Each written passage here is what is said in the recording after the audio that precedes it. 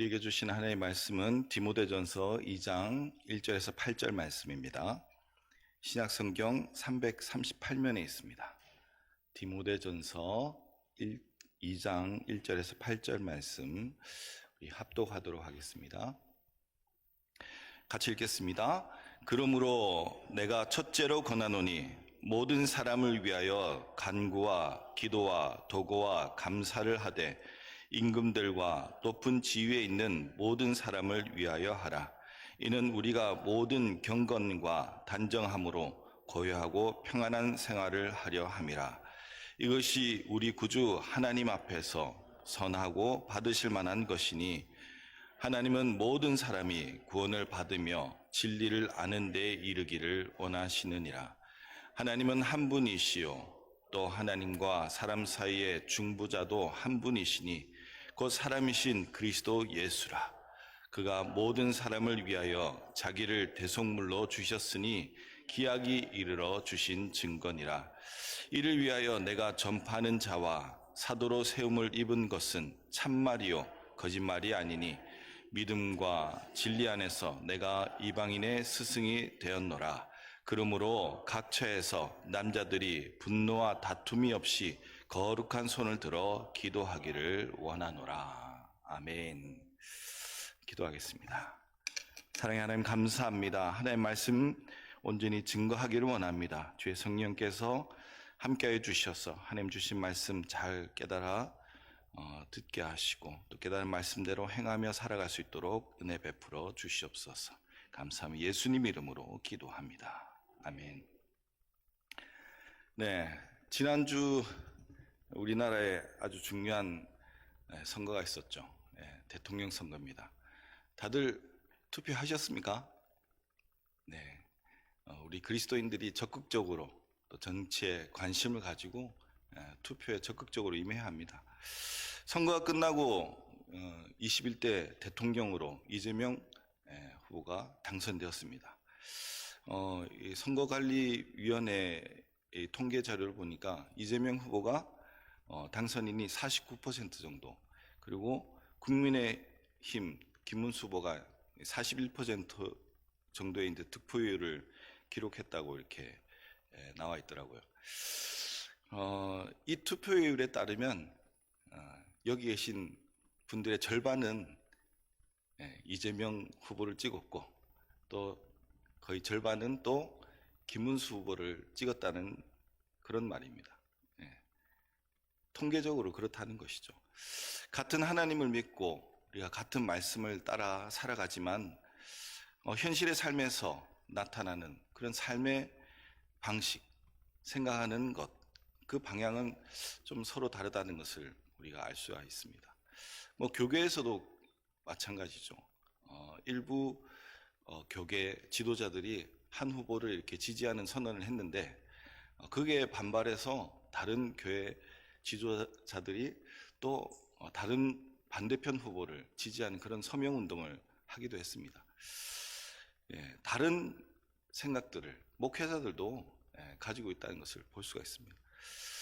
여러분은 대통령 후보를 선택할 때 어떤 기준으로 판단을 하시고 찍으셨습니까? 국회의원 선거, 구의원 선거, 시의원 선거도 마찬가지죠. 여러분 후보를 보실 때 무엇을 보고 후보를 선택을 하십니까? 보통 사람들은 이제 후보들의 그 공약을 많이 봅니다. 공약들이 자신의 삶에 있어서 어떤 유익이 있는지 그것을 잘 따져보려고 하죠. 그리고 후보자가 이것을 해낼 수 있는 능력이 있는가, 그 사람이 해왔던 그런 이력들을 보고 결정하기도 하고 또 그런 개인적인 그런 자질이나 그런 것과 상관없이 후보들이 속한 당을 보고 투표하기도 합니다. 개인적인 얘기지만 저는 후보들을 볼 때 가장 먼저 살피는 게 이 사람의 종교가 뭔가 그것을 이렇게 살펴봅니다. 그리고 가능하면 이제 인터넷을 통해서 이들의 신앙의 삶이 어떠한가 이런 것도 좀 살펴보려고 하죠. 이 사람이 하나님을 믿는 사람인지 하나님의 말씀을 따라가는 사람인지 그것을 살펴보고 웬만하면은 믿는 사람에게 투표하고자 하는 그런 마음이 있습니다. 그 믿음의 사람을 통해서 하나님이 우리나라를, 그 지역을 다스리고자 하는 그런 바람이 있는 것이죠. 예. 지도자가 말씀을 따라서 또 기도하면서 나라를 다스리고 기독교 정신을 따라서 자기가 맡은 그런 구역들, 그 직분들을 해간다면 그를 통해서 하나님이 우리나라를, 그 지역을 다스리게 되는 것이기 때문입니다. 그러나 막상 이 선거 때 보면은 그렇게 이제 훌륭한 믿음을 가진 후보들을 좀 찾기가 어려운 것 같습니다. 뭐 선거 때마다 유세하기 위해서 교회에 나가는 것을 보게 되는데 사진만 찍고 그냥 다 돌아가더라고요.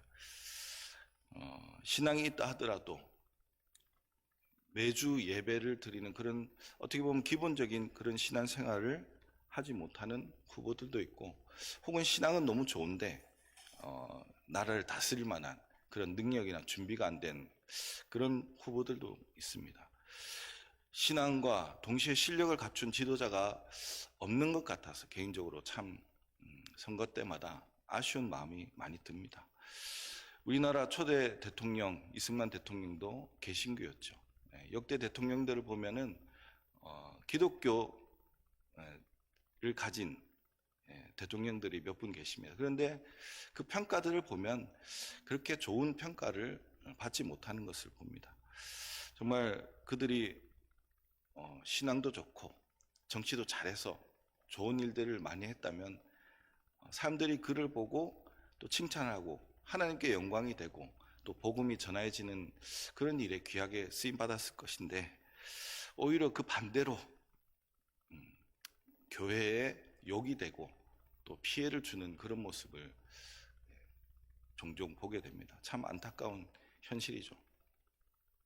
반면에 이제 우리 미국의 대통령들을 보면 참 신앙도 훌륭하고 또 정치도 잘하는 그런 대통령들이 참 많은 것 같습니다. 뭐 아브라함 링컨만 보더라도 그 대통령 집무실을 기도실로 만들었죠. 목회자들 초청해서 뭐 신학적 토론도 하고 기도도 하고, 나라를 위한 구국 기도회를 뭐 3번이나, 금식 기도회를 3번이나 이제 열었다고 합니다. 그렇게 노예 해방을 위해서, 그 정치적 이념과 종교적 신념이 같은 것이죠. 하나님 앞에서 평등한 그 이념을 이루기 위해서 그렇게 기도하면서 이뤄 나갔고, 그 때문에 참 많은 사람의 존경을 받는 그런 대통령이 되겠습니다. 그 외에도 이제 39대 대통령이 지미 카터가 있는데 그분도 참 훌륭한 신앙인으로 대통령직을 수행했던 것으로 알고 있습니다. 뭐 대통령 후보 경선 때도 주일학교 교사를 했는데 꼭 주일에는 자기가 섬기는 교회 그곳으로 가서 주일학교 아이들을 섬겼다는 것이죠.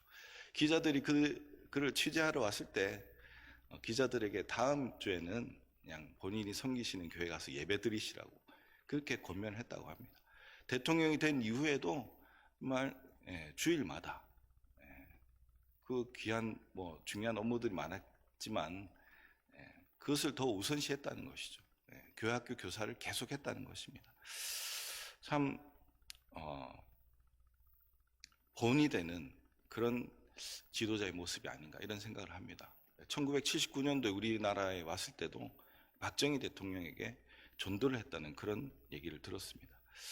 그리고 요즘 뭐 지금 현직 대통령, 미국 대통령이죠. 뭐 정치적인 또 비판을 많이 받고 있긴 하지만 이 트럼프 대통령도 그 백악관에 신앙사무소 페이스 오피스라는 것을 이제 설치를 했는데요.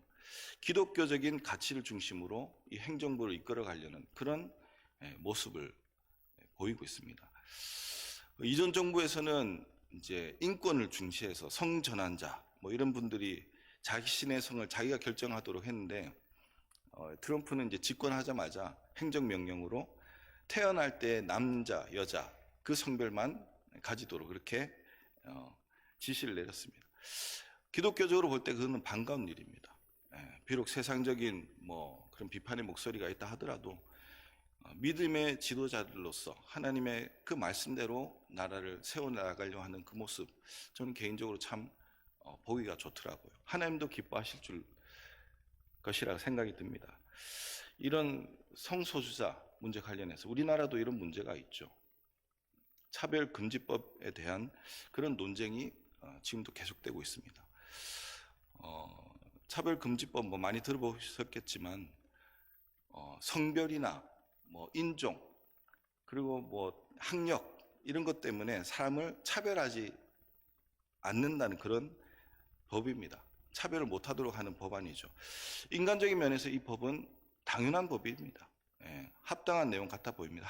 하지만 이 하나님의 편에서 볼 때 이 법은 여러 가지 문제가 있죠. 왜냐하면 그 법 안에 그 차별을 금지하는 이유 중에 종교적 그리고 성적 지향에 대한 내용이 포함되어 있기 때문입니다.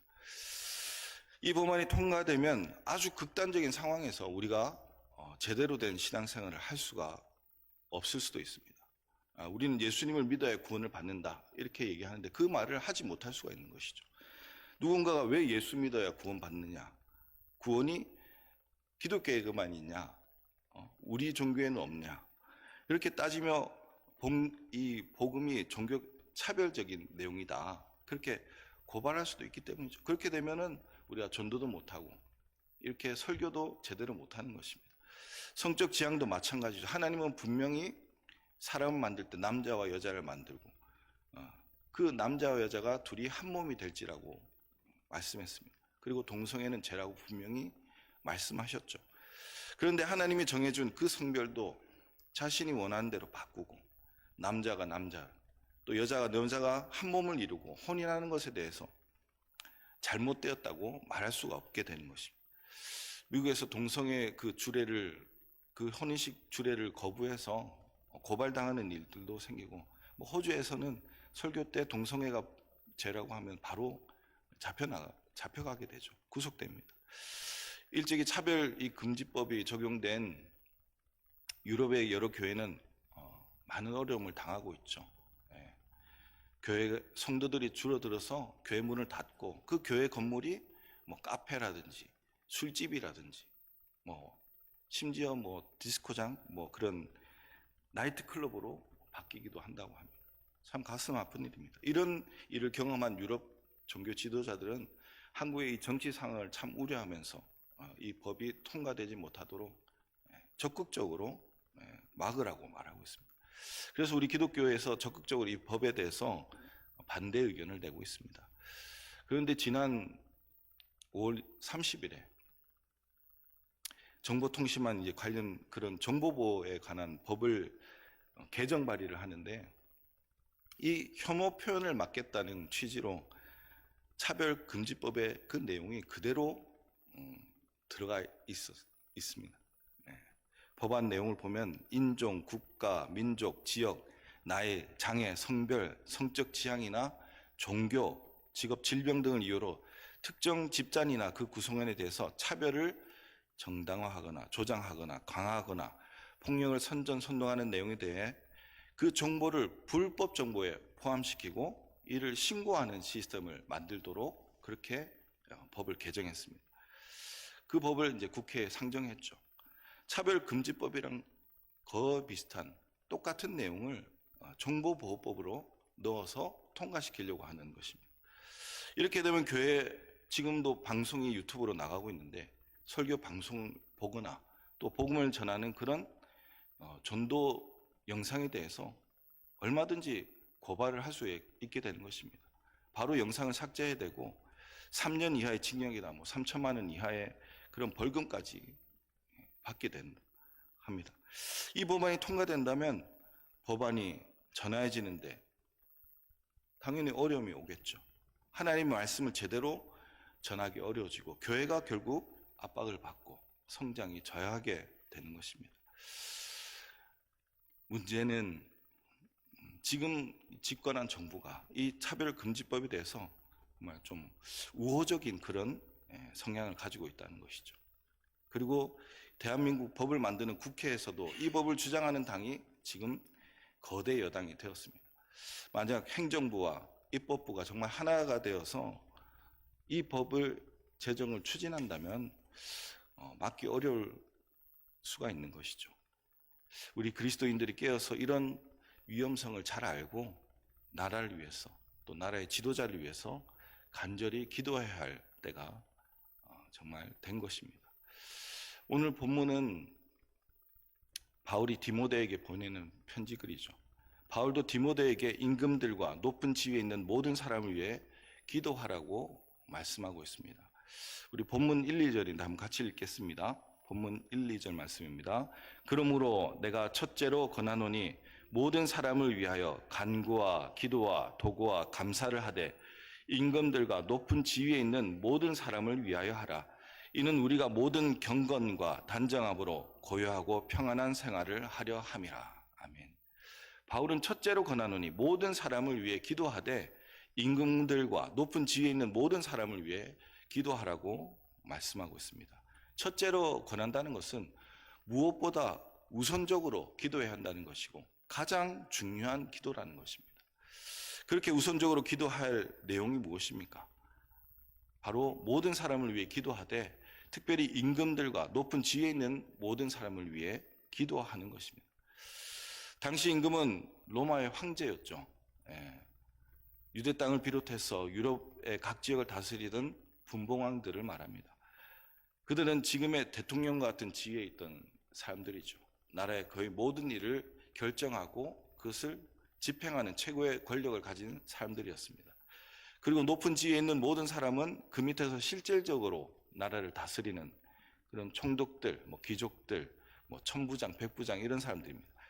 지금으로 치면 행정부 각처 장관들, 차관들 그런 사람들이죠. 재정과 교육과 외교 통일, 국방, 문화, 체육, 환경, 보건복지 각 부처에서 우리의 삶에 직접적인 영향을 주는 그런 일을 맡아서 처리하는 장관들, 차관들을 말합니다. 이런 왕들과 높은 지위에 있는 사람들이 잘못된 생각을 가지고 나라 부서를 다스린다면 나라가 어려움에 처할 수가 있고 또한 기독교인들도 어려움을 당할 수 있는 것입니다. 실제로 바울이 이 디모데에게 편지를 쓴 시점에 로마의 황제가 네로 황제였습니다. 기독교인에 대한 핍박이 가장 극심했던 시기였고 이 시기에 바울이 로마 감옥에 투옥되기도 하고 또한 사도 베드로가 이 시기에 순교를 당했습니다. 그러니 바울은 첫째로 이 임금과 높은 지위에 있는 모든 사람을 위해 기도하라고 한 것이죠. 즉 이 말씀은 우리 대통령들과 그리고 각 부서 장관, 차관들을 위해서 또한 그 밑에 우리 구청장이나 시장이나 우리 동장들을 위해서 더 가까이는 우리가 같이 직장에서 살아가는 높은 지위에 있는 사람들, 여러분의 직장 상사와 기업 대표를 위해 기도하라는 것이죠. 모든 권세자들을 위해서 기도하라는 것입니다. 이렇게 기도해야 하는 이유를 2절 하반절에서 4절까지 말씀하고 있습니다. 그 기도해야 할 이유, 첫 번째 이유 2절 하반절 말씀을 제가 읽어드리겠습니다. 이는 우리가 모든 경건과 단정함으로 고요하고 평안한 생활을 하려 함이다. 바울은 우리가 권세자를 위해 기도해야 하는 첫 번째 이유가 모든 경건과 단정함으로 고요하고 평안한 생활을 하기 위함이라고 말합니다. 모든 경건과 단정함은 그리스도인의 삶을 나타냅니다. 경건은 원어적으로 신들에 대한 태도를 말하는 것으로 깊은 신앙심이나 또 하나님을 두려워하는 경외하는 것을 말하는 것이죠. 또한 단정함은 거룩하고 고귀한 삶을 말합니다. 세상과 구별돼서 하나님의 말씀을 따라 살아가는 그런 삶을 말하죠.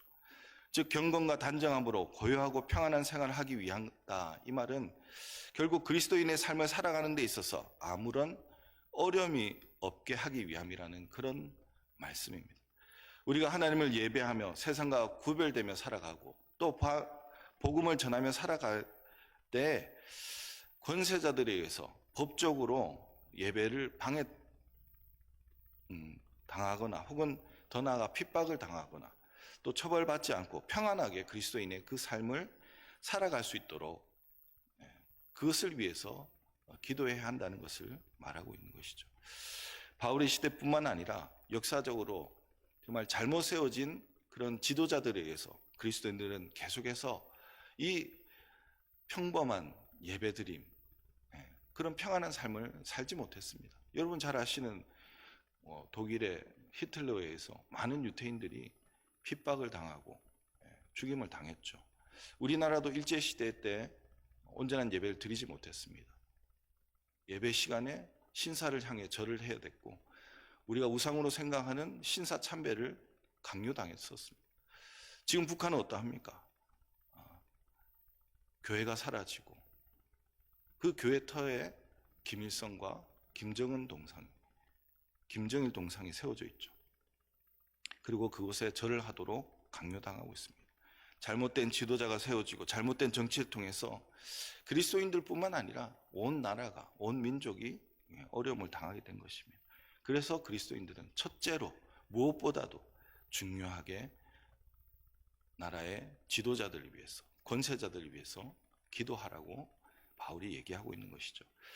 우리가 권세자를 위해 기도해야 하는 두 번째 이유가 3절에서 4절에 나와 있습니다. 우리 같이 한번 읽어볼까요? 3절, 4절입니다. 이것이 우리 구주 하나님 앞에 선하고 받으실 만한 것이니 하나님은 모든 사람이 구원을 받으며 진리를 아는 데에 이르기를 원하시느니라. 아멘. 우리가 권세자들 위해 기도해야 하는 두 번째 이유가 이렇게 기도하는 것이, 그들을 위해 기도하는 것이 하나님 앞에서 선하고 하나님이 받으실 만한 것이기 때문입니다. 바울은 당시 로마 황제에 의해서 감옥에 감금당했습니다. 그리고 많은 그리스도인들이 정부로부터 핍박을 당해서 영화를 봐서 알겠지만 사자밥이 된다든지 불에 태워진다든지 십자가에 처형된다든지 많은 핍박과 위협을 받았습니다. 그런데 그 위정자들을 위해서 기도하라는 것입니다. 바울도 로마에 보내는 편지에 로마서에 이렇게 같은 말을 하고 있죠. 로마서 12장 14절입니다. 너희를 박해하는 자를 축복하라. 축복하고 저주하지 말라. 이것은 또한 예수님이 하셨던 말씀과 같습니다. 누가복음 6장 27절에서 28절 말씀입니다. 그러나 너희는 듣는 자에게 내가 이르노니 너희 원수를 사랑하여 너희를 미워하는 자를 선대하며 너희를 저주하는 자를 위하여 축복하며 너희를 모욕하는 자를 위하여 기도하라. 아멘. 비록 나를 박해하더라도 미워하고 저주하고 모욕하더라도 그를 위해 축복하고 선대하고 그를 위해 기도하는 것이 바로 하나님의 뜻이고 이것이 하나님의 보시기에 선하고 하나님이 받으실 만한 것이라는 말씀을 하고 있습니다. 왜 그렇습니까? 4절을 보면 하나님은 모든 사람이 구원을 받으며 진리에 이르는데 원하시기 때문에 비록 지금은 그리스도인을 핍박하고 죽이고 하나님을 대항하며 살아가지만 하나님은 그들도 예수님을 알게 되고 구원에 이르기를 원하시기 때문입니다. 그래서 그들을 위해서 기도하라는 것이죠. 북한에는 조선노동당이 유일한 당입니다. 우리나라처럼 민주당이나 국민의힘이나 다른 당들이 없죠. 그 당의 대표가 김정은 위원장입니다. 일당 독재 체제로 위원장에 의해서 나라가 다스려지고 있습니다. 투표를 해도 겉으로만 다 투표용지를 들지 다 위원장의 뜻에 따라 만장일치로 결의돼서 일이 진행되고 있습니다. 그리고 아까도 말씀드렸지만 기독교에 대해서 말할 수 없는 탄압이 이루어지고 있습니다. 우리가 북한을 위해 기도할 때 어떻게 기도해야 합니까? 어떻게 기도하고 계십니까? 김정은 빨리 죽도록 기도하십니까? 북한 정권이 무너지도록 기도하십니까? 오늘 말씀에 따르면 그렇게 기도하지 말고 김정은이 하나님을 만나도록 예수님을 알고 회개해서 정말 하나님이 뜻하신 대로 그 나라를 이끌어갈 수 있도록 기도하라는 것이죠. 모든 그 권세자들이 그 당의 모든 지도자들이 예수님을 알고 구원에 이르도록 기도해야 한다는 것입니다.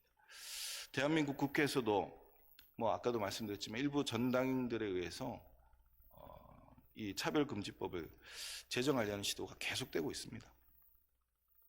그들은 진리 대신 예수님을 잘 알지 못하기 때문에 그런 법을 만들려고 하는 것이죠.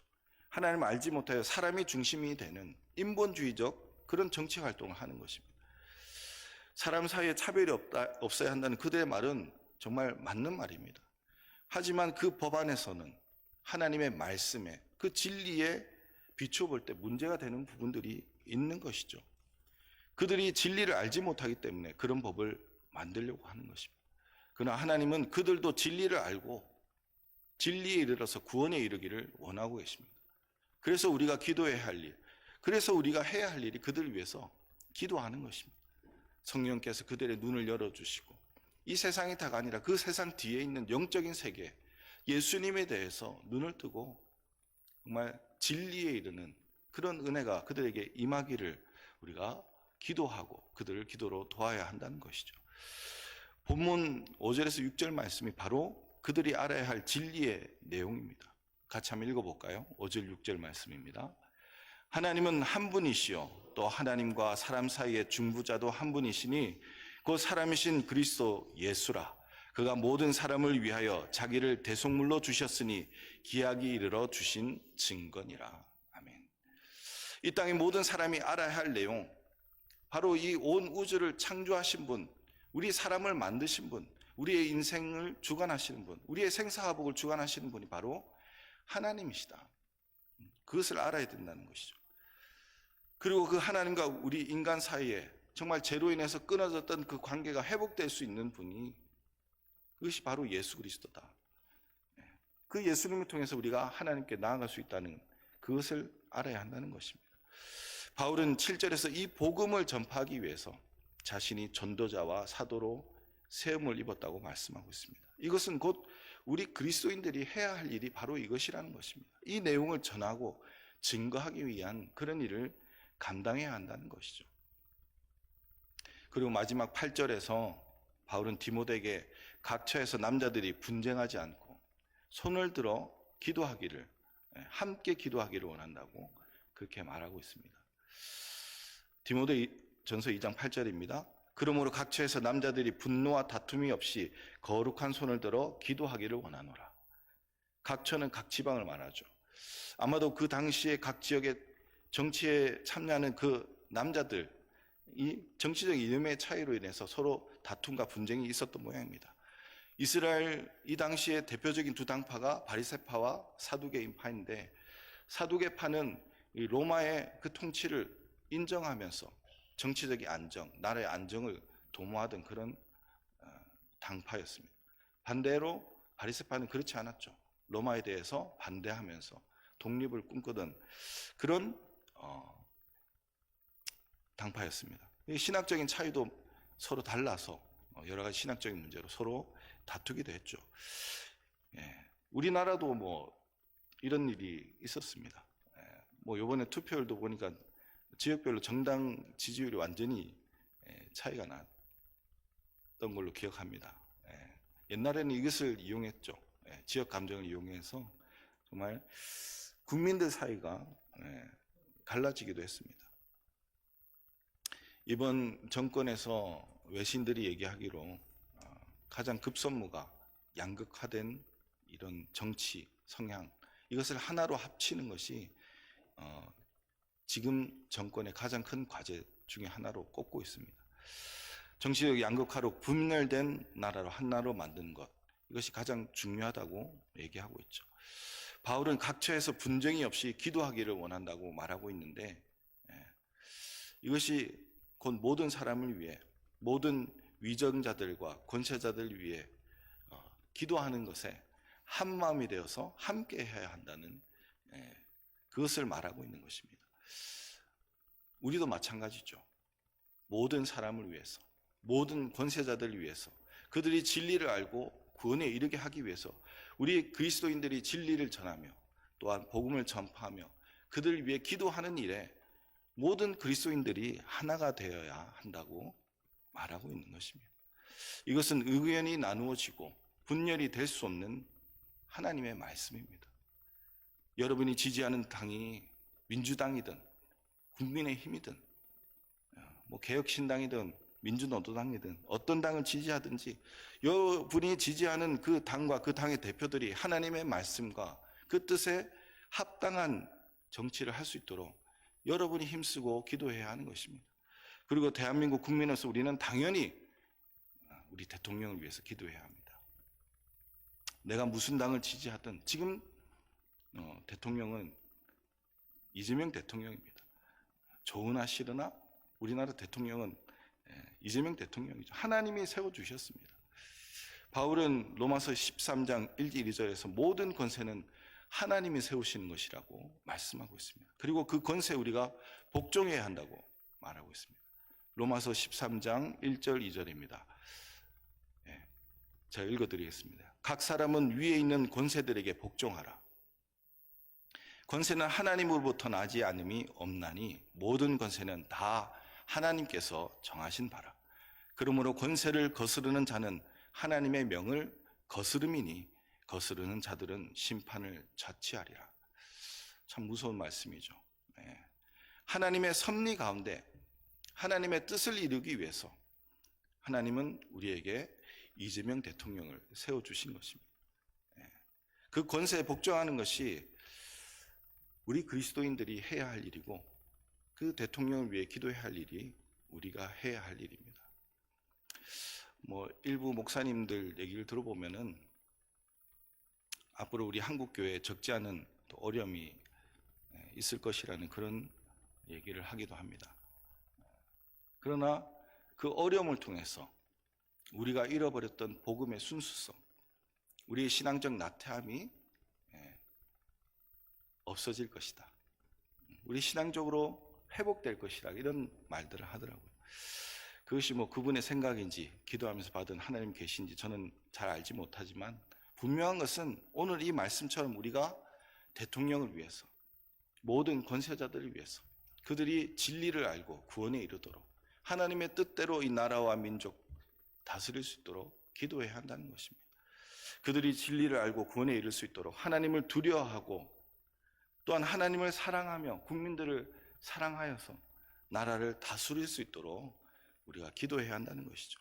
그렇게 기도해야 우리가 모든 경건과 단정함으로 그리스도의 삶을 고요하고 평안하게 살아갈 수 있기 때문입니다. 나라를 위해서 우리 모든 권세자들 위해서 여러분의 삶의 자리에서 직장에서 일터에서 사업장에서 하나님이 세우신 권세에 복종하면서 그들이 하나님의 뜻대로 나라와 또 우리 시와 구와 동물 또 여러분의 기업들을 정말 잘 이끌어 나갈 수 있도록 여러분이 기도하시고 또 하나님의 말씀을 전하시며 진리가 무엇인지 하나님 뜻하신 바가 무엇인지 알려주시는 여러분 되기를 간절히 바랍니다. 그렇게 우리 나라의 여러분의 삶의 그 터전 가운데 우리 교회 가운데 하나님 나라가 정말 아름답게 세워져 가기를 간절히 소망합니다. 기도하겠습니다. 사랑의 하나님 감사합니다. 새로운 대통령을 세워주심을 감사드립니다.